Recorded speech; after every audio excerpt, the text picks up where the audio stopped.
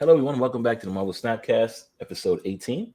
I'm Ken, here with our hosts, Valinthyne and Luke Muncher. How you guys doing? What's up? All Doing right. great. We have a fun episode today. We're going to discuss a few things, of course, but let's introduce our guests. All right, starting off with the man himself, the myth, the legend, Kawa, ladies and gentlemen. What's Kawa, how up, you doing? guys? Pleasure to be here as always. Fantastic. And then we have second place, top Marvel Snap player in the world, DMoney, ladies and gentlemen. Let's go. D-Money. Oh, yeah. You just had to throw that second place. I was in there. gonna say he's gonna say something. Come on. That's still not too bad, right? And of course, the number one top Marvel Snap player in the world, Mr. OrdinaryHarry, ladies and gentlemen. How are you? How you guys doing? Welcome to the stream, everybody. So, how you guys doing? You guys enjoying the new stature card, the new patch updates? Everybody here got stature, I hope? Nope. No. Oh, no. Oh, jeez. I'm saving my tokens for Kang next week. Yeah, I'm saving my. Yeah. Respect. I actually bought none though. Oh, you got Oh, null. you got Nice. In the series drop. Sick. Yeah, I just Fantastic. straight up bought him after the drop. Nice. Wow. That's awesome. All right, well, I did end up getting stature. I believe Kawa did as well, right, Kawa? Of course. All right, so Yes. that's the card for the week. We'll pull it up on the screen as you guys can see. Stature is a 5/7, right? Costs 1 if your opponent discards a card from their hand this game. That's pretty cool, especially with a lot of people playing Modoc or discard decks with Lockjaw. This is a very awesome ability. And of course, it helps bring back the card that most people don't play with, but now is playing with Black Bolt. How do you guys feel about this card? Oh, I love it. I've messed around with a lot of different things. I mean, I've done straight up if you do like if you just do Black Bolt on 5 and then you can do Arrow Stature on 6, super sick combo. One really interesting thing that me and Shade were messing around with is if you can actually like strangely enough, you can put this card into like your standard kind of Sauron Shuri deck. You can do like Sauron on 3. You can do like kind of whatever you want on 4. If your Sauron hits your Maw, then you're gonna have a 1/7. If you play so you can do like Shuri into Black Bolt, but then if you want, you can just play Black Bolt on 5. And then on 6, you can do like Shuri, Stature, Ebony Maw. It's like a huge amount of spread. So yeah, a lot of fun kind of cards. I think the biggest combo, honestly, though, is probably Arrow Stature. That just seems like the best thing to do, in my opinion, of my testing so far. Agree. Mm-hmm. Wow, have you guys seen that or played against that so far? I haven't played against him. Yeah.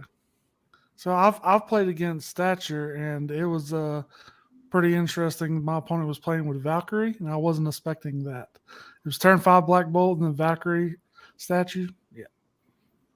Oh, It's wow. interesting. Mm-hmm. Okay, yeah. I mean, the way I played with it was I have Moon Girl, Quinjet.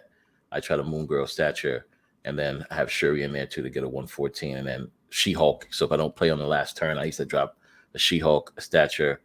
You know, if I'm Moon Girl, I have a 0 She-Hulk. So yeah, I've tried all that, and it worked out pretty well. But yes, the one from Shade I saw earlier today is bananas. I'm gonna try that later. Yeah. D-Money, how do you feel about this card? Are you excited? Did you want to get it? Or are you just not a fan of it? What's your thoughts? I mean, I really do want it, but instead I have Shadow King. So I mean, I think I'm good now. Yeah, this card seems powerful. I mean, 1/7 of course is really good.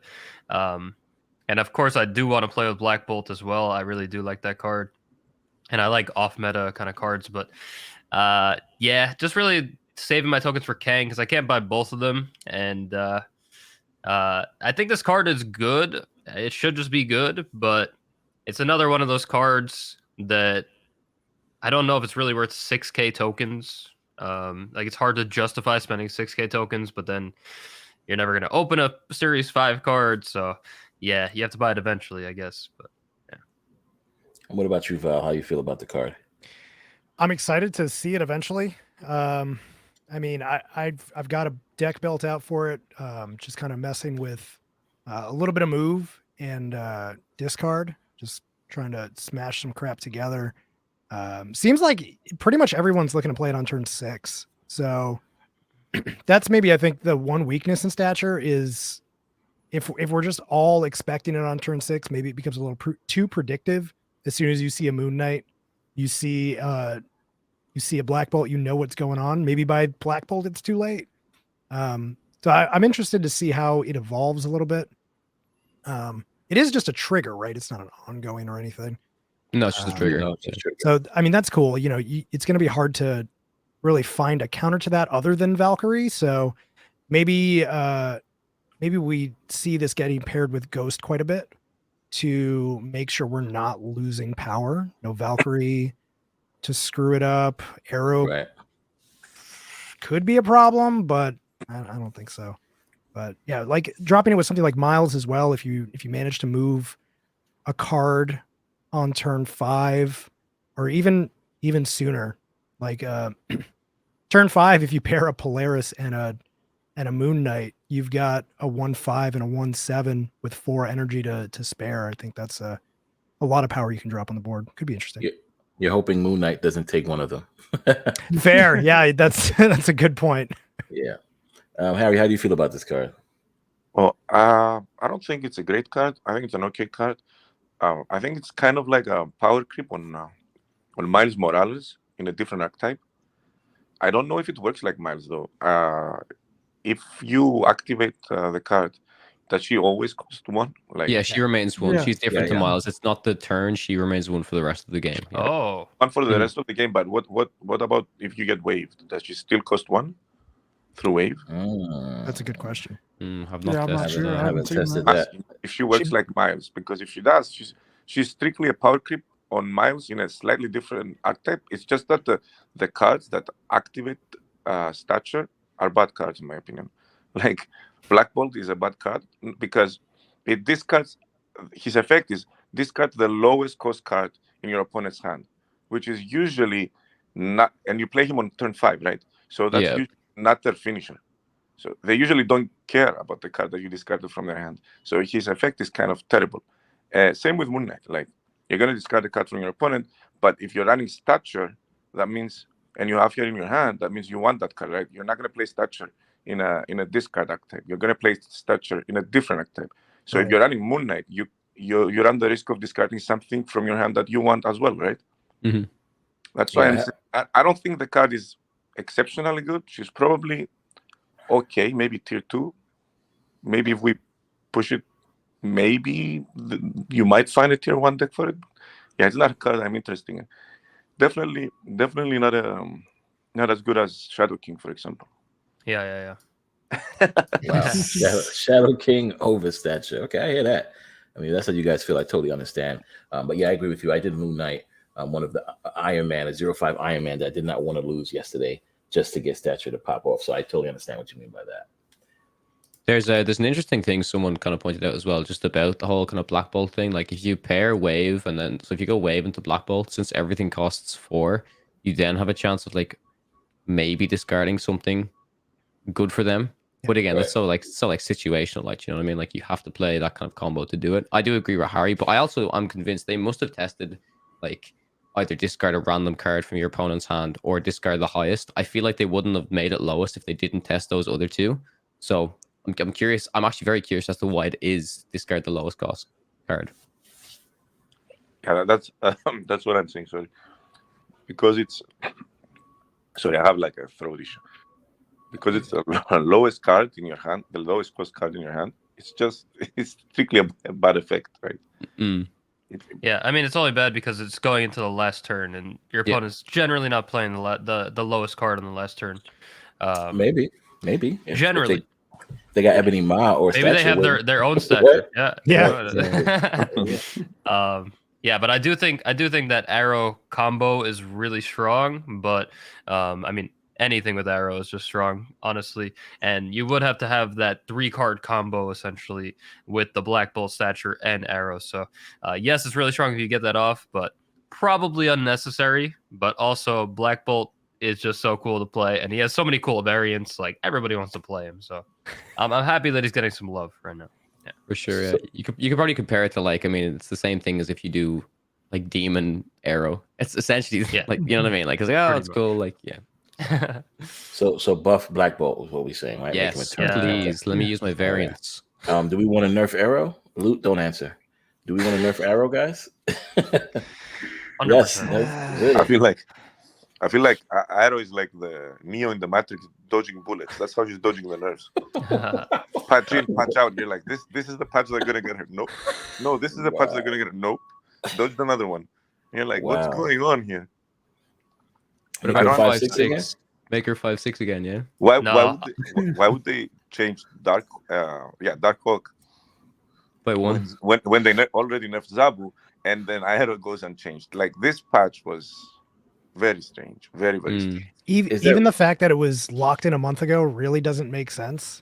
Like, it seems really like you guys were complaining about this card, so we did something to it. See, we did something to it. I don't know. I'm thinking that either they changed their balance team or they're just dropping the ball lately, because the last few patches have been, I don't know, controversial, let's say. I mean, Leader's dead, right? They killed Leader. Leader's gone. They killed Leader to fix Leader later. They bought themselves time on it. Yeah. They didn't need to kill the card. Yeah, is Darkhawk really a nerf though? Now he's a negative positive to me, the way I look at it. Yeah. Right? He's a 4-0 now. Not like he was you can draw it with Jane now in negative decks. So if he was a 4-5 and he went to 4-1, I totally get it. He's a 4-1. Yeah, it's like do we is it a nerf? Do we really still feel like putting a card at 0 power actually makes it like scary though? Like, how many cards are really getting used? Well, it's probably better. I mean, if we compare it to it being a 4-1 or 4-0, I think it being a 4-0 is actually probably better in my opinion. You know, probably better, but like I really don't think, like, I'm not afraid of negative being a thing that much anymore when it comes to like putting a card at 0 power. So I just don't think that is actually a problem anymore. I agree. There were times when that was a problem, but yeah, I agree completely. I actually really like the Darkhawk nerf. It's exactly what I had theorized. Like, I came up with a list of 22 changes for the game, like nerfs and buffs. And I did say exactly, if Zabu is nerfed, then I want Darkhawk to be a 4-0. And if Zabu wasn't nerfed, then I thought that Darkhawk should be changed to like a 5-3 or something. But I'm very happy with it. It's just a little too strong the way it is. Like, now that Zabu is changed, now I think the 4-0 is like, it actually makes the whole deck pretty fair, personally. Yeah, I hear that. So the new location for today or this week is Camp Leo. Of course we ran into it plenty of times. It's a okay location. I just feel that I get the same 3-cost card every time I see it. But other than that, what do you guys take on it? What card did you get? I kept getting Groot. I got Agent Coulson like 4 times today. Yeah, of course, you got Agent Coulson. I keep getting Gambit. See, okay. So it's weird. We keep getting the same card over and over. I don't know if that's by design. I mean, this patch seems a little buggy, which I think we might get to. We will. Maybe this is a problem with this location. Okay. What about you, DMoney? Have you come across a location? Are you excited about it? I mean, animation's cool, but what's your take?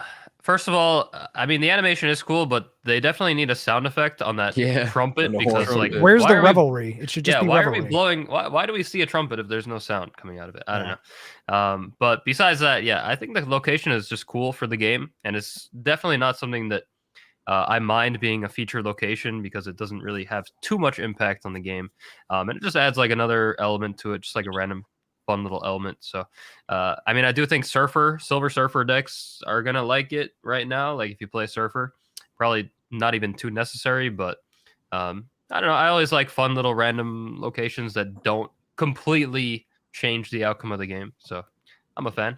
Lamentus, I get it. I think D-Money's always down for more RNG. So. Yep, that's life. What about you, Harry? How do you feel about it? I haven't played much. So I haven't played much with Locational, because I'm in New York still, and I don't really play the game. I just do my missions. But it seems like a location that doesn't affect the game whatsoever. It's completely irrelevant, whether it's featured, hot, or whatever. It doesn't change anything. You're still going to play the same decks, so it's fine. It's fine. Okay. I actually like locations that that change up the meta and create new meta, because I think that's fun. What I don't like is that they're for 48 hours, right? If they were for 24 hours, that would be fun. But Well, this one they is said that change was They're coming. Yeah, fixing that. Yeah. I know, I read about it. But this one is completely irrelevant. It's a fun little location. It's okay. Yeah, How doesn't about you, change. Kawa? Yeah, You like the location? agree with everything that Harry and DMoney said. I like, you know, bit of RNG, bit of quickest thing in the hand, but I don't mind this location. I think it's cool. Sometimes it gives you like a cool answer, like a Coulson or a Gambit or something like you kind of need. So yeah, I'm down. I'm down with it. And Val, how about you? Besides getting the same card over and over, have you been Yeah. enjoying it? It's fine. You know, I'm very much into like Harry said, like locations that like don't really mess with things. Like the money said, if it's not breaking the game, you know, first 3 turns, we don't want to like just be ham-fisted the rest of the game, or like, you know, here's a location you can't fucking play into at all. So if it's just a random card, it's fine. You know, if at most you're like, oh well, there's a crap card in my hand, big deal, you can get around it. So it's fine. Okay. And Luke, your take? Yeah, I just like a little bit of spice, so I'm fine with the random card coming in. I do agree with everyone. Like, this is definitely one of the more mild locations, and you need those. You need the big exciting ones that really can change up gameplay, and then you just need ones like this that are just fun. All right, that's fair enough. And now we're going to dive into the biggest part of this, which is the wonderful patch that happened. Harry did speak about it a little bit. We all did speak about it a little bit. Let's take a look at it. So patch came out. The patch has been rolling out frequently as they, you know, upgraded their systems internally with the server, which is awesome. Shout out to them for that. Yeah, so the first updates, of course, is we have the Series 5, the Series 4 drops. I am, as I said before in the last podcast, a strong believer of Null staying at Series 5, so I'm kind of not happy about him going to Series 4. What is your guys' take on the Series drop so far? I don't like the null dropped actually, because when I play against Galactus, my opponents usually don't have Galactus and null because they're 2 Series 5 cards. So I'm usually just like, yeah, there's no way they bought both of these, and it's usually all right. But now they can afford it, and I don't like that. Well, yeah, I hear you. I mean, my take was a little bit more on the sense of Null is a higher tier card in the comics and in the game, why he should stay at 5. But yeah, that reasoning too makes sense as well. Right now, people can afford it. You know what's going to happen next? They're going to want to nerf Null. What's your take on it, Kawa? Yeah, I mean, I like it. I'm a little bit similar. Like, I wouldn't have minded if Null stayed at 5. I'm super excited that Sentry went down to 4. I still don't think people are gonna buy him at 4. Nope. But I'm a firm Sentry believer. You know, not to say anything, but I did like, you know, 10-0 DMoney at Thera's using a Sentry deck. But you know, it's pretty good. I genuinely think it's a card that people look at and go like, oh, it's a bad card. It's by no means like a great card, but I do think it has a lot of like super cool potential. So I'm super happy to see that drop, and then to see Coulson, Maria Hill, and Helicurry go down as well. I mean, that's great. Those cards are just all around just like super cool cards. Yeah. Yeah, I did get Sentry yesterday in the collection track once it dropped, and then right after that, I got a Sentry variant. So that was pretty cool. Sick. Yeah, I mean, these cards. Well, some of these cards should have started in these series anyway, but we'll get to that in a second. Yeah. Val, how you feel about the series drops? Yeah, I'm in the same boat. No, like I get the argument for Big Bad, but I also understand that like the majority of people don't know who the fuck Null is. And like honestly, the whole story behind Null is like built up to be such a massive thing in the Marvel universe, and it really kind of shat the bed from what I hear. So it's both sides have a good argument there, but again, yeah, not everyone should have Null. He's gonna get nerfed. Like, they're gonna fucking destroy this card because people are going to overplay it. People are gonna get sick about it. Reddit's gonna have a fucking knip shit, and it's gonna. I think they almost pre-nerfed Null by having him aggregate in hand, which is perfect. They countered the negative problem out the gate. So I thought we were good, but like dropping him down is just, it's going to be the death of him. But I'll have fun with him for now. Did they Maybe change that? Wait, so he only like totals up when he's in your hand, or he doesn't do that in your deck anymore? No. So no, he always totals. What I mean is like he's the only negative. ongoing card that Yeah. generates its power in hand in that Okay. way. Like you have things like Darkhawk that Oh, don't like you have generate to their power calculate to it. Yeah, that makes sense. Yeah. Yeah, yeah. More So and beautiful.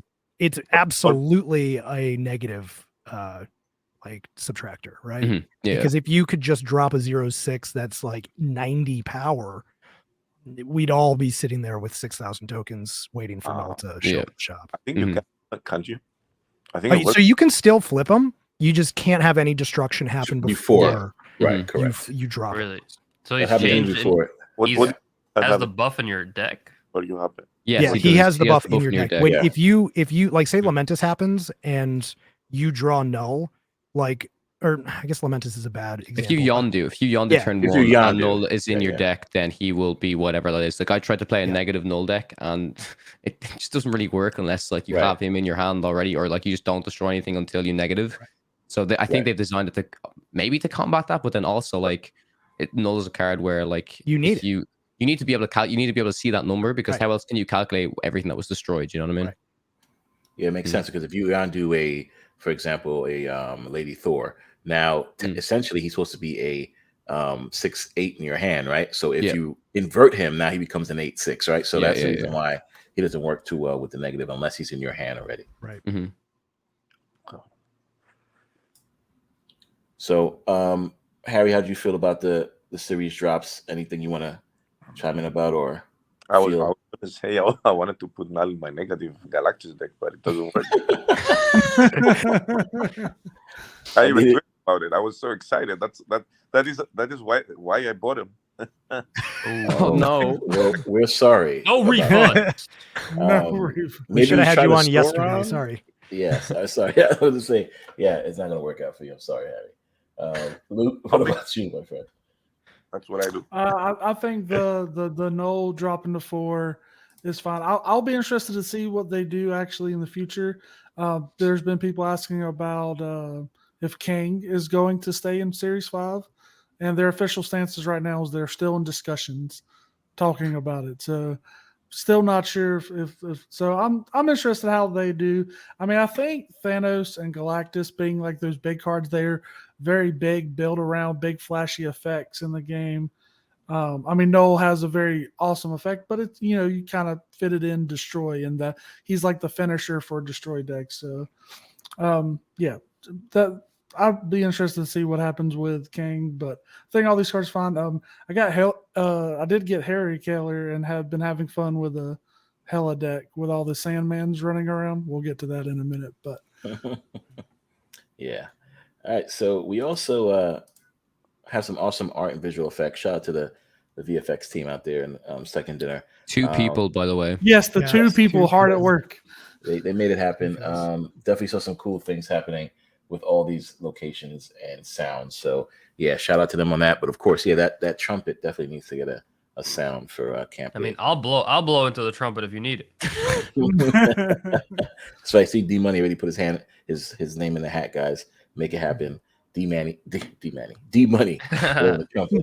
And then we have some card updates. Biggest thing there, by the way, I have to say, is definitely the Mysterio illusions now using your variants. Yes. Actually, Only been yes. asked for since day one. Yes, Yeah. yes. Was That about was time. huge. That was Mhm. huge.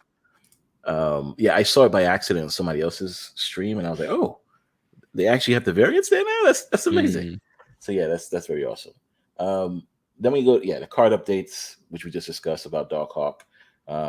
Thanos is now at 6'11", which I think makes sense in the strength that people were just using the stones over using Thanos, aka Ordinary Harry.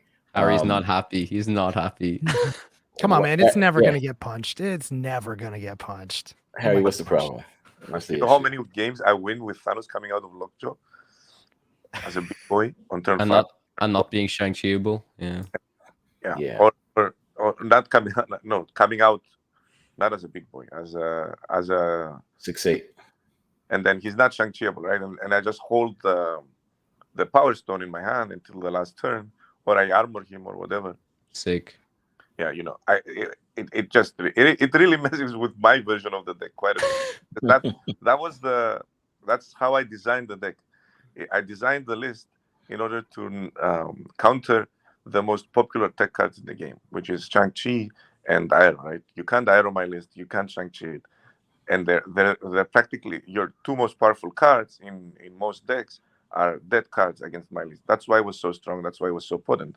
But now, that's why I didn't run Devil Dino in the deck. I could have run Devil Dino, but I didn't because I didn't want to go tall. I wanted to avoid Shang-Chi. Now with the buff, it affects my list more than any other list, I think.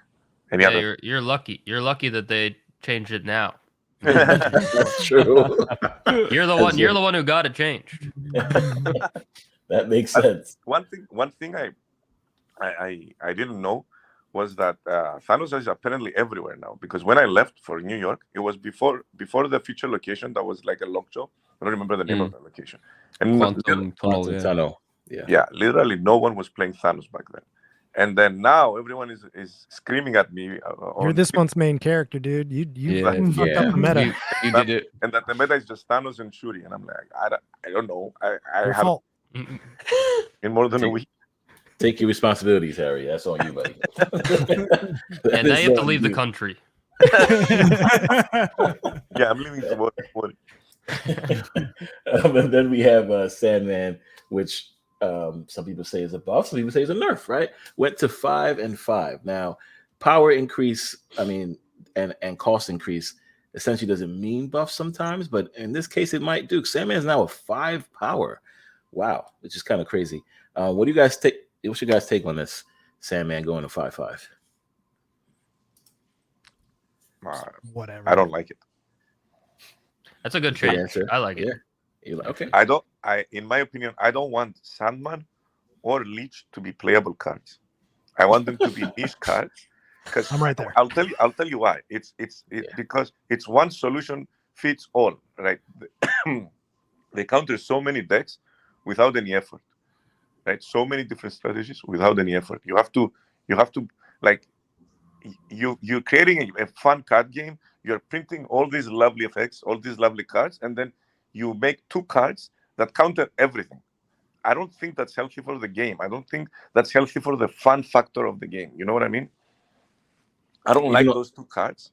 I understand why other tech cards need to exist. Let's say Cosmo, for example. He's not a fun card, right? But he needs to exist because if he doesn't exist, everyone's going to be playing Wong and all that on-reveal stuff, right? So he needs to exist. But these 2 cards just answer everything without any effort. You just put them in your deck and you cheat them out with so many ways. We've shown how easy it is to cheat them out, and then your opponent just can't do anything. Right? Sandman is a turn 5 though. At that point, your turn 6 play should be a 1 card regardless, unless of course you're playing Thanos or you're playing Swarms or you're trying to play Stature and other cards. Yeah, but no one is going to play 5, right? Everyone's playing. Find a way that's to true. cheat them out. Electro Sandman, that's all we see right now. So you're absolutely right. So everybody walks with enchantresses now. I hear what you're saying. I totally agree. But yeah, if he has played the normal way, then turn 5 I don't think is a problem. But yeah, you're right. Everybody's going to just run Electro. You only play 1 card anyway, so why not? Okay, all right, I hear that. DMoney says he likes it. DMoney, why do you like Sandman being a 5? I like it and I don't like it. I do agree. Like if it's a card that is like always run, like it's going to be pretty toxic. But I also do like the fact that it's like kind of playable now, because it is like kind of a control card, and it is like a tech card. And there's a lot of tech cards in the game, but there's a couple problems with it. So like now it's playable, I think, because of the stats, of course. Because at a 4/1, you're using your whole turn to put down this 1 power unit, and that was like the main problem with it. Like you can never play it. So now that it has 5 power, it's actually like pretty playable. And which is cool. Like I'm happy that it's seeing play, but it's probably too good, I'm assuming. I haven't played too much, but so far it might have to be tuned down a little bit. I'm not sure, but like the main problem with Sandman is that like yes, he is a tech card, but there's also like not really a way to play around him. Like there's no way to counter him exactly. Like you can only enchantress it, I guess, and then you're using your whole turn to enchantress it, and that's probably horrible. So and I like that he's playable now, but it's kind of a double-edged sword to me. Yeah.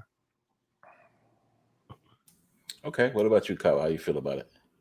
Yeah, it's one of those things. I kind of feel the same. I mean, the fact like you can electro into Sandman and it's actually like a pretty decent turn 4 because you're stopping them from playing a lot of things and you're also throwing them 5 power, which is like super good. It's the same thing if you'd like. It's like electro into leech. So I feel like the earlier these cards come down, the more, like Harry said, the more like unfun they are. If you play them on 5, or if you play leech on 5 or you play Sandman on 5, it's like, oh, okay. I mean, that's, you know what I mean? But it's like if you cheat it out, then it feels like super, super powerful. It's a weird one. It's the same as leech. Like I'm like really not a fan of leech, but every time I'm like, oh, I should like leech should be changed or whatever. I do need to remember like, oh, I guess he's kind of a tech card, but he's like one of the like most unfun cards in the game. It's like Harry said, here's a bunch of amazing cards with cool effects that you can do this or that way, and then it's just like you can't do anything. Like leave, you know what I mean? But I mean, it's I guess it's just like my experience of the game, and I guess maybe the types of decks that I like to play. But yeah, I think Yeah, I'm sure your opponent's having a good time. yeah, yeah, for sure.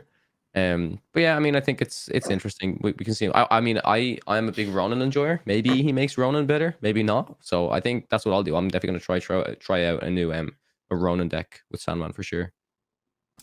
What about you, Lou? What's your take on it? I like the change because I like cards that don't see play to see more play.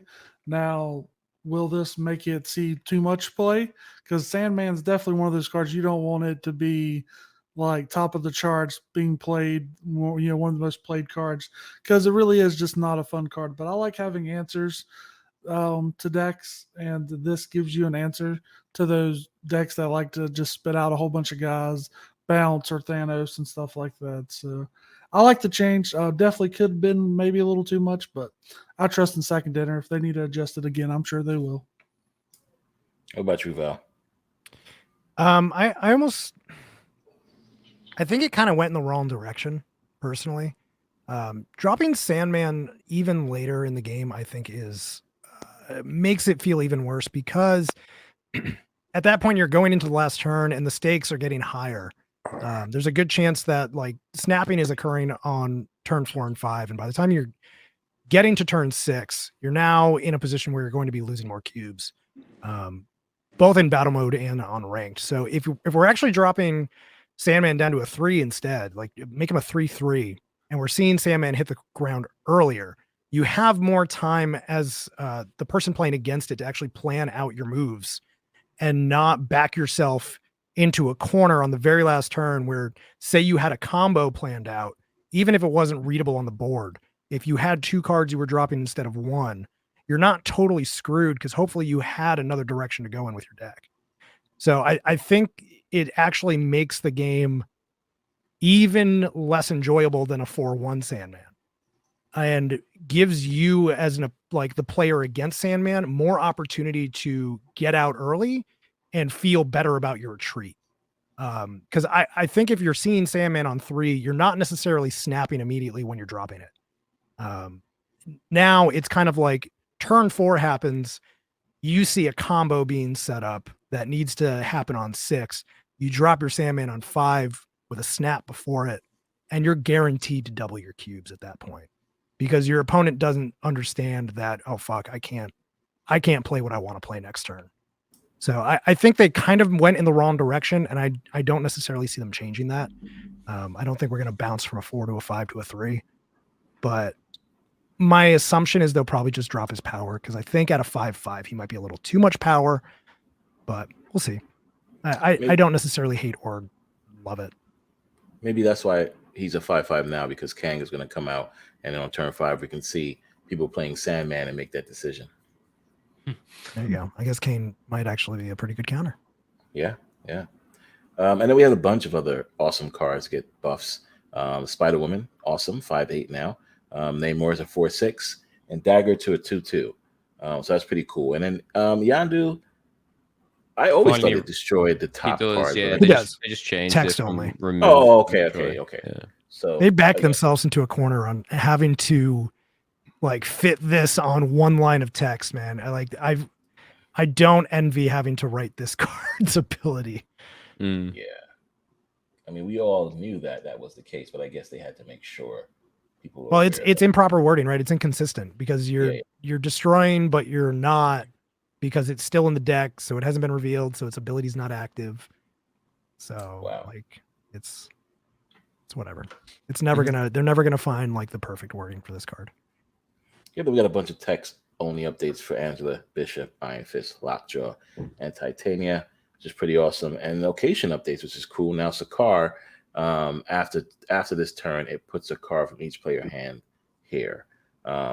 I knew you should just drag it there, or I don't remember what the saying was prior. The reason they did this was to counter or to try and like negate the bad effect of like if wave gets pulled or if a storm gets pulled from Yeah. Sakar, because then their effect remains on the board for that turn and then the next turn as well, and that's a problem. So I mean, there's less of a surprise factor with Sakar now, but I guess it's probably just an overall improvement to the game, honestly. So I don't mind it. I like the Sakar. I played with it. I got it in one of my games, and I just reality stoned it before it could pull everything. I like that. So yeah, Awesome. now there's something you can do about it. Yeah. Oh, I actually didn't see that at the very end. I missed that. I adjusted the cost of Clintar's symbiote from 1 Yeah. to 4. That's It's interesting. great. Yeah, that's No pretty more close. Killmonger food. Mm. Yeah. It makes Very you good. actually like feel okay about playing into it now. Because I personally Right. I avoided it like the plague. Right. Mm. It was Unless you bad, get right? it randomly from a reality stone. Ah, and then pull a Kazar out, and then that's Oh so bad. no. And that was You the guys game. are too funny. You're hilarious. Yeah, I mean, awesome text only updates for a bunch of locations, a bunch of bug fixes that need to happen. Absorbing Man on Definitely. Wong. Let's That go. was the biggest That's, thing. Yeah, that's cool. Oh yeah, That was that's the biggest that's really good. I love that we all thought that was intended too, for the most part. And yeah, we all Mm. definitely Lo thought and it behold. was. Yeah. I used to ask that all the time. Is it intended? It doesn't feel like it's intended, guys. Yeah. Everyone's like, Mm. yeah, it's intended. It makes absolute sense. It But made doesn't. it made sense to me. Yeah, I Yeah, thought it right. made sense, Doesn't. but all made I'll up a admit whole I was story. fucking wrong. Yeah, we all made up a whole story. Yeah, absorbing man only absorbs, so that's why it's only one turn. Yeah, it's changed Yeah, it to a different yeah. card. It's just like Mystique. Yes, Yeah. exactly. It, We all- it, it's it awesome. copies the effect, and then the second time there's no effect to cover. What are you talking about? Oh wow, Alta that now gives Green Goblin and Hobgoblins played on the opponent's side. Wow, that's not cool. What? wait, No, what? no, I that- think it fixed that. It now gives it to you, doesn't it? Oh, Oh, I'd hope so, because Alta if does now gives yeah. energy to play it on destroyed on the. No, it says it now does it. it now gives energy if it's Now played on gives the the energy yeah. to you. It Yeah. did work the other way. It used to work the other way. Wild. Oh wow. Can you Okay, so read that's that good. change again? Because I didn't read it and I can't see the Yeah, screen. it says Alta that now gives energy if Green Goblin or Hobgoblin are played and destroyed on your opponent's side. Yeah, it makes sense. So now it gives you the energy. Okay. Yeah. All right. That's Did fair. did they fix the effect the bug with the other location, Volnir, I think, where if you played Volnir? Hobgoblin, it went to your opponent's side and then it died there if they hadn't Yes. played a card in it. Did Yeah, they fix must that have one? fixed fixed that that as then. well. Yeah, they should have fixed that. Let's see. I'd Volnir. imagine so. Does it look like it? There is something in there about Volmir somewhere. I think it's mostly visual effects, but Yeah, it was just this, the text update. Maybe a Vormir. Let's see. There you go. Nope, sound effects. That's it. Just the sound effect. maybe I that guess one's not. fixed. Maybe it's not fixed. No, who knows? Who knows? We gotta test it out now. Yeah, no, maybe not. So yeah, they fix a lot of bugs. Known issue list. I know you guys have seen it now where the retreat happens before the wording. Freaked it's me been out weird. the first couple of Yeah. games. Ben actually just said that's going to be fixed in a patch soon, so that Oh, is sick. not intended. All right. Yeah, perfect. also the Thanos Stones thing is not. Yeah, that animation's up. Yes, Just saw that, animation yeah. looks great. So that's awesome. So yeah, I mean, We've that was the also patch notes. a few other things that weren't in the patch notes too. Was the magnet booster. Well, I guess this isn't booster magnets, but they've made a change to boosters where cards that need boosters for upgrade are now 2 times likely to Yeah, it's receive really important. boosters. So that's Mhm. Does it work? Because last time they changed it, it didn't work. I think it actually works this time. It seems to actually be working as intended this time. Okay. Because I have noticed I'm I'm getting more boosters for my my Cards you cards need that to. need to be upgraded. So Nice. That's awesome. So yeah, it's always cool to get those patches, and like I said, I'm happy now that it can be pushed out at will for So- second dinner. there's a difference there, right? So Okay. patches still need to be locked in a month in advance, roughly. So this patch was locked in a month in advance. The hot fixes that they can make are individual changes to like small things like a card's cost, ability, location. When we're talking about larger scale things like fixing animations or bugs or things like that, those still need to go through a full like Q&A, like well in advance patch that needs to be given to like Apple and Google, Okay, makes and sense. need to be processed through that route first. Small changes on the back end can be made only to like little things, like 1 or 2 cards at a time. So stuff like this we won't ever see. And I assume a card can't be like reworked on a Right. hot That'd fix. be Yeah, too it can much. it can be Yeah. like Right. well, Zabi was changed, right? So we just changed from like, oh, it costs 1 less instead. Yeah, simple stuff. Yeah. any visual changes, effect changes, or ability changes all need to go through a real patch. Gotcha. So this patch was locked in a month ago, right? These changes, the Yes. Thanos change. Okay, so it makes sense why the patch doesn't make sense. Right. Yeah. which is Because it something was they're a month ago. speaking to actually in the Discord, where it's like they don't want to have to be playing catch up all the time. They are working on the ability to do more on the fly, and like they want to be able to hot fix as much as possible, as quickly as possible, but it's just not technically viable yet. So there's small changes coming here and there, but they don't want to be chasing the meta is really what they want to do. They want to be able to like adapt to the meta on the fly and not constantly be chasing the problems. Yeah, that's what we need to do, because this Thanos buff was so weird. Imagine so poorly timed with your victory Yeah. too. imagine they buffed leader when everyone was playing leader. Right. Yeah. That's how it feels Yeah. right now. That's how you're right. Yeah, Absolutely let's agree. make leader a 6'9" because why That would not? have been interesting. That would have been interesting. All right. Speaking of which, we had the Creator Clash this weekend. It was phenomenal. I had a blast meeting everybody in real life. That's where OrdinaryHarry broke the meta with his Thanos deck and became the champion against DMoney. So going right into it with you, OrdinaryHarry, what was your take on the Creator Clash? What was your thoughts? It How'd was you feel amazing. It about was one of the best experiences of my life. I loved every minute of it. I enjoyed meeting all of you guys. I can't believe how incredible everyone was. It was, I mean, I have no words to describe it.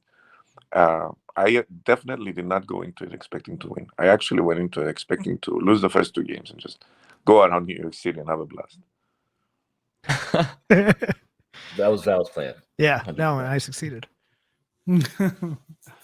But yeah, I don't know what to say. Congratulations, you put on an amazing event. You were gonna. I guess it took you a long time to organize it. You put a lot of effort and love into it, and it showed. It showed. It was amazing. We definitely did meet Loot and Kawa, man. We speak about it all the time, but yeah, we put a lot of time and effort into it. But it was for you guys, for the community, and like I said, you guys showed up and did it up perfectly. So we appreciate that. Congratulations again on your victory. And DMoney, I'm sorry that you came second, but you put on a show. Everybody thought you were taking it from the beginning, the way you were killing it with the RNG. How do you feel? How was your take on the tournament? I mean, it could have been better. Like I was supposed to, like if I won, like it would have been a lot better. But come on, you only lost to one person, dude. You beat everyone else there. Yeah, that one person though. No, it was incredible. Like I can't stop. I sound like a broken record at this point because I just can't stop talking about how amazing the whole event was and how incredible every single person at the event was. Like even like every competitor, every person, even that the competitors brought with them, like their significant others or their friends or everything, the people from Second Dinner and Newverse, like the vibe and the energy in the room was just perfect. Like it was so man, it was just such a positive vibe in the room, and I didn't even expect to be on the like. I was hoping to be on the stream like once at least in the tournament. Hey, you're and probably on the stream the most. Yeah, I was on the stream. I had 4 of my matches featured, and it was crazy. And like I had to keep texting my parents and my brother and my girlfriend and be like, "I'm going back on the stream, guys." Like, I did not expect that at all. And man, that when I beat Coco in the losers finals, and everybody came over to me and like swarmed me and was like jumping up and down and giving me hugs and everything and cheering, like that was a very, very special moment for me. And I wouldn't trade that for anything. Yeah. It was special for us. We desperately needed you to make it. Like, I love Coco, but we needed you to make it an in-person. Oh yeah, we couldn't have finale. an empty chair. We couldn't. Yeah, we couldn't. Finale, Like, so yeah. you fucking brought it that match. It was Oh amazing. man, that was we insane. needed that energy. It was dope. Yes. On the other side, I think we were all DMoney worried. played amazingly in every match he played. He played really, really well. Seriously. Against me as well. It was deck difference, like for sure, but he made it close with his incredible plays. I still have nightmares about that Cosmo. Yeah, real quick, DMoney, I was watching your stream last night. You like didn't play battle mode before this. Yeah, I probably only played like 10 battle mode matches before this. That's ridiculous. Like I had watched other people play a little bit, and I mean I played ladder with like the decks that I brought and everything. Like I did test those decks, but yeah, I did not play the battle mode as much as I had wanted to, and I found out like things about it like while I was playing in the tournament. Like a very like first of all, like when I watched back my matches yesterday, and I was basically like saying what my thought process was and like critiquing my plays, and I actually wasn't even thrilled with like how well I was playing. Like there were definitely a lot of like as the tournament went along, I think I played better and better. But towards the beginning, I had some rough plays, and there were definitely a lot of situations where I could have snapped a lot differently. So it's actually like very interesting to look back, and you can totally. I mean, everybody compares it to like a poker, and I love poker and everything. And looking back at it, there are like a lot of times that I could have played it in a different manner, and that is cool. I do want to improve on it. Like and there's also like something else with the snapping that I do want to say at some point. But yeah, I definitely learned a lot looking back at it, and I don't think I played perfectly, but I guess I did well enough. Yeah. But you played close enough to well. perfect. You played very, very Exactly. well. Yeah. I mean, at Harry, we apologize that we didn't get enough of your games on the stream. I mean, you were in the background just beating everybody nonstop. I don't know how much fun that would have been for people to see how dominant OrdinaryHarry was. I think my best games were my best games were actually off stream. Like my duel with Dara was incredible. It was the only. I heard game, it was good. It was incredible. It was the only person that put me on the back foot. I was actually down 4 cubes after the first 2 games, and then I brought it back and I won 6-0. But he did win the first 2 games, and I stuck to my guns. I stuck to my tactics. My tactic was early snaps. As soon as I got one of my win cons in my hand, I would snap no matter what. Whether it was Mindstone, Queen Jet, or Lockjaw, any of those 3 cards in my hand, I instant snap. And I think that was the difference between me and my opponents. Like I knew what I needed to do, and I executed it without fear. Like even if I was down in cubes, I would still stick to the plan. Even if I lost the previous game hard, like it happened with DMoney, right? I lost a 4 cuber, then I retreated the next game, and then immediately the next game I snapped him turn 1 or turn 2, I think. As soon as I drew, turn 1, yeah. I got my win con, boom, snap, and that I think that was the biggest difference between me and everyone else that was playing there. The snap timing. Yeah, a lot of people were very conservative in their games, so I totally agree with that. I mean, value were in it as well early in the beginning. What was your take on that? Were you snapping when you had your win con, when you taking chances, or were you being conservative? Oh, way too many chances. Are you kidding me? DMoney took me for 7 cubes with an arrow, dude. Like I have a habit of swinging big, personally, and like it does not translate to this type of competition at all. I think the amount that it taught me is wild, because I did not go into this doing well in battle mode at all. So like I'd play people on stream and everything, and I would just approach it like ladder, where it's just kind of like, oh, I'll just swing, and if I get it, I get it. If I don't, I don't. Lose a cube. Who cares? Because you get to infinite immediately, and then cubes just go out the fucking window. But I think this competition and watching people play even more so than playing, I've learned how to be way more conservative when it comes to snapping, but also opportunistic. Like I played a couple battle modes today. Metal had me on the ropes earlier today, and I came back and beat the crap out of him eventually.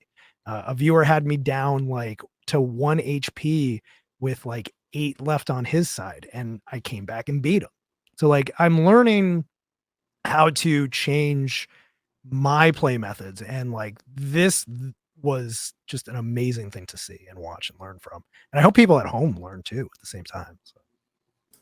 Based on the feedback, a lot of people did at home learn a lot. New players that I introduced to it, and even current players, they all learned a lot from it. They definitely enjoyed it. Every one of them said, however, Val, you and Eggs stole the show. With the commentary. That's all they kept saying. The yoke. Everybody kept saying that. So shout out to you guys for that. But yeah, D-Money and everybody else too. D-Money, even though OrdinaryHarry won, everybody that I spoke to were all on D-Money's team. I mean, listen, I don't know what you did to them, but clearly they loved how you played, which brings us to the RNG. I mean, I'm hearing that you're giving up on the RNG. What's going on? Wait, what? When did that happen? I'm asking, is RNG still alive? RNG is always alive, yes. Okay, so to make sure. I'm sorry. Maybe I can't. Forgive me. People are spreading rumors now. I don't know.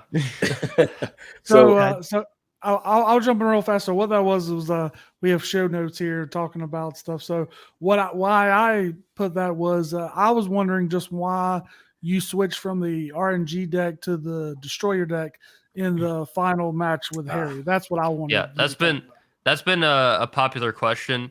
And I looked back in the for that. Yeah, I looked back in the VOD, and I saw people in chat saying like D-Money's bringing this deck and blah blah blah. And I'm like, yo, calm down. You don't know what happened behind the scenes. Because I did play against Harry. First of all, going into playing against Harry the first time when I played him in the winners finals, I was already thinking I did have I spent like 10 minutes looking at our decks, and I came to the conclusion that I felt like my ongoing deck was actually, it lined up better against his deck. And I mean, the reason for that was I thought that Professor X locking down a lane, giving him less space to work with would be pretty good. And then, of course, Cosmo could help disrupt a little bit. And but I still did go with my other deck against him, the RNG deck that I used most of the tournament, just because it was winning against everybody else. So I was like, if it's not broken, I'm just gonna go with it. And Harry destroyed me 9-0. I lost very quickly that set. So when I played him again in the finals, I decided to try out the deck that I thought would be better, and it did do all right. I did take more cubes off him than before, but yeah, well, I still think I probably should have stuck with the RNG deck, because I probably needed to find some random stuff in order to win, honestly. To be honest, I also think the RNG deck lined up better against my deck, and I told you that before the game. Yeah, Harry's trying to get in my head too. He's saying, "Yeah, don't bring the other deck, man." Don't. I was being honest, man. I had no answers for your Devil Dino, and technically, if I hadn't made a mistake, which I did, that 4-cube game, our match would have been 10-0. So could have been, yeah. So I still believe the Dino deck was better, but yeah. Okay, I mean, you guys played in this in real life tournament, the first one, right? The first in real life tournament. Say it again. Shout out to Untap. I said that in my dreams, man. Oh my exactly. I said it all in my sleep. You guys have played any online tournaments as well? I know D-Money probably did not. OrdinaryHarry, you neither? No? Believe it or not, I've played as many battle mode games as D-Money, approximately. Maybe a couple more than him before the tournament. Wow. Okay. So when the battle mode dropped, I did like a duel on stream with Specimen, and he Yeah, because we did like a rule of no Silver Surfer, no Zabu was before the nerfs, and I didn't have any lists without Silver Surfer and Zabu, so I had to make new ones, and they weren't very good, and I was very nervous. So what I did was I tried to play more games just to get rid of the jitters that I was feeling, because I don't know why that mode is just so intense. It gets under your skin. It makes you make more mistakes than you would do on ladder, and it's so enjoyable. And that's why I played more games. Maybe I played like 15 in total, because after I started feeling comfortable with the mode, I just stopped, because that's all I needed to do. Just be comfortable with the mode and not get stressed. And it came through in the tournament, because before every game I was super anxious and super stressed. But as soon as I sat down, it all went away, and it became like like I was playing on ladder. Everything was easy for me. I just played my cards, played my game, tried to sequence my cards correctly, played to my outs, and everything went well. Everything went well. Awesome.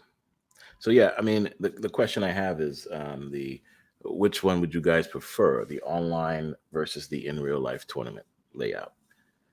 Anybody can answer that question. I think in real life is better, but not always an option. Not always an option, yeah. But I mean, I think DMoney summed it up, right? The vibes and the positive vibes that you have when it's in real life. I even think something Val said to me, which I thought was really interesting, was, and a lot of other creators said it as well. A lot of people weren't like, if I asked someone to cast a game online, they would be like, oh, maybe not. But when you're in person with the person that you can like bounce off of each other, it's a whole different game. Like, there's people that I know went up to cast, came down to me afterwards and said, oh my god, this is such a fun experience. I never thought I would enjoy it. You know what I mean? Which I thought that was sick. Like, you know what I mean? So me personally, I mean, I want to keep doing these in-person events. It's obviously going to be difficult. It's going to take time. It's going to take resources, but we can build these up and definitely make some sick events. I know, actually, Harry, you were saying you haven't played in any online tournaments. DMoney, I'm not too sure if you've played in any. There is there's one coming up soon, and I may have tossed your names into a certain thing, so you might be getting a Discord DM very soon. But yeah, I mean, I think for me personally, there's so many great people already hosting these amazing online tournaments, and I think, like, from what we were able to do, if we just work even harder, we can throw something even better than New York, and just continue to keep growing these awesome in-person events. I mean, if every event in person is going to be like the one you guys had, then in person every tournament. Let's go. I wish. I hear that. Yeah, I mean, I do want to speak to the in-person thing as well, because there, like I said, like a lot of people compare it to poker, and when you are playing poker in person compared to online, it's a lot different, because you can see the person, you can see how they're feeling, kind of like you can see mannerisms and pick up on that, and that does help with, like, when we were playing in this tournament, nobody was really giving me anything. Like, everybody was very stoic. They were just looking down at the iPad or their phone or whatever. So I couldn't really get a read on too many people, but I was trying to, like, I do like to try to get in people's heads, and like I was trying to like look up at people and like smile at them sometimes, and like maybe like For after me, I snap or something. Blame But- Kawa. That's why I didn't look at you, because the music that was playing was too good. Yeah, that's what he I told was me. just He vibing. told me the music was too good, and that's why he won. So yeah, but I actually Yeah. I have a experience too with it. So I was walking around watching everyone's matches and keeping track of the bracket and stuff. And something that I thought was really cool, I saw an interaction, was Dara versus Alex. They were having just the funnest time, talking back and forth after every play, just reacting. And then after like one of the games, they would both just instantly flip their phones and show each other like, oh, this was in my hand and I could have did this, but I did this. And then they just kept going back and forth. They'd talk for like 5 minutes and then they'd go to the next game. awesome. It was just really fun. And you kind of get that experience that I think, and obviously what DMoney was talking about, the vibe in the room, everyone's there to have a good time, and we're just playing Snap. That just happens to be why we're all there. But yeah, that was just a really cool experience for me to see them two interacting in that way, just like breaking down every game in between. It was awesome. Yeah. I also do want to speak to, if you don't mind, there is like an element to battle mode that I picked up on and Harry picked up on. I'm not sure if everybody really picked up on it as we were playing, but there is a point you do have to. There's actually something that Kawa that you guys maybe messed up on a little bit at one point. Because when we had to redo one of the matches with me versus Coco, Yeah.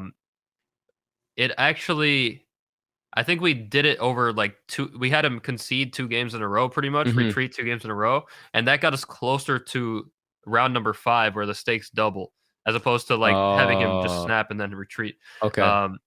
Yeah. So one thing is that, like leading up to that round 5 when the stakes double, it is definitely, you definitely have to keep that in mind, because there's actually a point where you basically have like a free retreat if you think about it.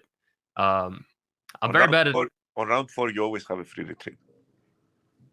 I think it depends on if you're like an odd or an even number of cubes. So yeah, because you have to really see how it lines up going into the next round, because I'm very bad at explaining this, but I guess if I'm at 6 cubes and then I retreat and I go to 5 and then the stakes double, then I still have 3. Like it's still 3 rounds of the 2. So sometimes you actually can get a free retreat technically. I mean, things can change depending on like how many cubes your opponent has, and then if they snap and like make it 3 cubes or so. I don't know exactly how it works out, but that is just something to keep in mind, and that's something that I was learning like as I was playing these matches. And Harry did take advantage of that in our final match. You can see he does. I snap him when throne room comes up in one of the games, and he just retreats and loses 1 cube, which is essentially not even a cube. Yeah, it doesn't matter. So, Yeah. So yeah, just that's that was something something I cool missed. that I picked No, up. for sure. Yeah, it makes sense. Because to be honest with you, I think when I when I realized you were on like the wrong iPad the first time, I was like, oh god, here we go. What's gonna happen? And then I had to switch you over. But yeah, that makes sense. That he should have, because I think you made him lose 2 cubes the first time, so he should have snapped rather than retreating twice. Yeah, that makes sense. Awesome. Yeah, there's a lot of feedback that we got from a lot of people about certain things, so we need to add that to the list for sure. Is there anything else you felt we did incorrectly that needs to be handled? No, that was it. I didn't even really notice it until somebody else said it. But yeah, I think that element of battle mode, with leading up to like the round 5 when it doubles, I think that's actually pretty overlooked, and I'm not sure that everybody really knew about that. Yeah. Super important. Yeah, one thing that I don't think we could have done anything about it. I was even speaking to Johnny about it. Is like they just need a clear way to indicate who snapped. There needs to be something that pops up on the screen saying this person snapped, or some tag somewhere, because as a viewer of that, like I watched back the VODs, and even us trying to cast, we were like, who snapped? Like I know there's still like kind of a circle glow to indicate that you can still snap, but sometimes that's like so difficult to see that I do think there should be there's a voice. Sort of yeah. So the person you're the person whose game is being streamed, or whose screen you're watching, if it says "oh snap," it means they snapped. If it says your opponent snapped, it means the other person snapped. Makes sense. But yeah, it's not very clear. There is something, that is what I'm saying, but it's not enough for sure. Gotcha. All right. Yeah. I mean, listen, definitely. Yeah, I totally agree with that. The snapping mechanic was very tricky to kind of figure out, unless we listen, like OrdinaryHarry said, to what was said or shown when that happened. Shown, I think regarding what this is about, the game itself, right? It has nothing to do with the actual tournament and how well organized it was and how awesome it was and the great energy that it had. What I'm trying to say here is that the tournament was, for me at least, as a player and a participant, was as perfect as it gets. It was amazing. So I don't know how the experience was for the people that were watching from home. If you had any technical, I think you did have some technical. Oh, we had a lot, yeah. And we expected them, right? You know, when we're throwing this as a first event, of course, there's going to be technical difficulties. But it's your first tournament. But I think this was as close to perfect as it gets, in my experience. For a casual tournament, a friendly tournament, it was as close to perfect as it gets. It reminded me of the tournaments I don't know if anyone watches Dota 2, but there were some casual tournaments that some Dota casters would make at their home. They would rent like a big house and then bring all the teams over and have fun. And those tournaments were amazing. And that's the vibe I got here. You know, what's Awesome. funny if you don't even realize that there were a bunch of technical issues during your match with Nina, then that probably speaks to how well it went on the player's end, because we had a bunch Right. of issues with that Oh, yeah. match Mm. and had to like fix a bunch of like the stream elements and everything. And if you didn't even notice that, that's great. No. I was just listening. I was just vibing to music. Yeah. I did not know what was going on around me. I did not know anything. The only thing I was focused on the screen and just you can see me dancing. I think sometimes during the game, I'm just vibing and I'm just going like this.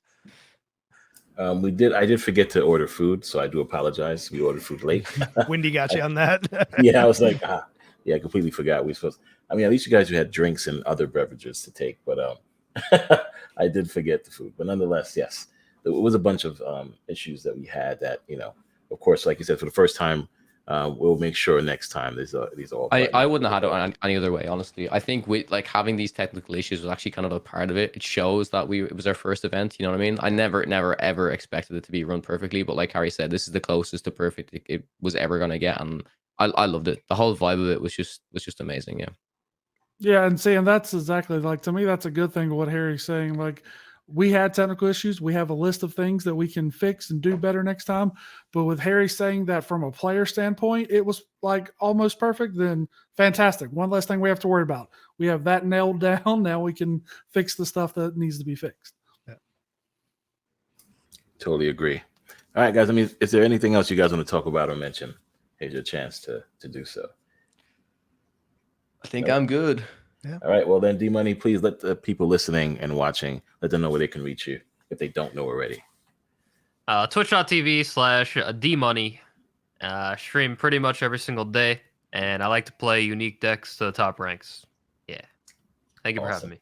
Let's get No it. problem. OrdinaryHarry, where can people find you? Well, it's OrdinaryHarry everywhere. Twitter, Twitch, YouTube, anywhere you go, just type OrdinaryHarry and you'll find me. Awesome. Guys, thanks for coming. And I guess we see what's going to happen on the next episode 19, right? We have to go with the numbers. All right. Episode 19 is next. Thank you guys for coming out. Appreciate all of you. Thank you for having us. Awesome. Thanks. Take care, guys.